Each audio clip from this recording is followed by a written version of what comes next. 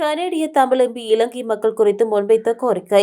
இலங்கைக்கு வலுவான கனடா ஆதரவை வழங்க வேண்டும் என்று தமிழ் கனேடிய நாடாளுமன்ற உறுப்பினர் ஜீவானிடா நாதன் அழைப்பு விடுத்தார். சூறாவளியால் கடுமையான வெள்ளம், நிலச்சரிவுகள் மற்றும் நாடு முழுவதும் பரவலான சேதம் ஏற்பட்டதை அடுத்து தனது கருத்துக்களின் போது இலங்கையை நாங்கள் என்று குறிப்பிட்டார். 465க்கும் மேற்பட்ட இறப்புகள் மற்றும் வீடுகள், உள்கட்டமைப்பு மற்றும் உள்ளூர் பொருளாதாரங்களுக்கு பெரும் சேதம் ஏற்பட்டதை அவர் சுட்டிக்காட்டினார். வடகிழக்கு மலைப்பகுதியில் கணிசமான தமிழ் மக்கள் வசிக்கும் மற்றும் உள்நாட்டு போரின் வறுமை மற்றும் நீடித்த தாக்கங்களை சமூகங்கள் தொடர்ந்து எதிர்கொள்ளும் போராட்டங்களை அவர் எடுத்துரைத்தார். நெருக்கடிகளின் போது இலங்கையர்கள் நம்பியிருக்கக்கூடிய ஒரு கூட்டாளியாக கனடாவை வகைப்படுத்தியதுடன் அதன் நிவாரண பதிலை கோடிட்டு காட்டுமாறு அரசாங்கத்திடம் கோரினார். அரசாங்கத்தின் சார்பாக பதிலளித்த சர்வதேச வளர்ச்சிக்கான வெளியுறவுத்துறை செயலாளர் ரந்தீப் சராய், செஞ்சிலுவை சங்கம், மனிதாபிமான கூட்டணி மற்றும் பிற கூட்டாளிகள் மூலம் கனடா முதற்கட்டமாக $1 மில்லியன் மனிதாபிமான உதவியை வழங்கும் என்பதை உறுதிப்படுத்தினார். சர்ரே மையத்தின் பிரதிநிதியான சராய், அவசரகால தங்குமிடம், சுத்தமான நீர், மருத்துவ சேவைகள் மற்றும் அத்தியாவசிய பொருட்களை உதவி செய்ய ஆதரிக்கும் என்றும் நிவாரணத்தை விரிவுபடுத்துவதற்கான சாத்தியக்கூறுகளுடன் அரசாங்க நிலைமைகளை கண்காணித்து வருவதாகவும் குறிப்பிட்டார்.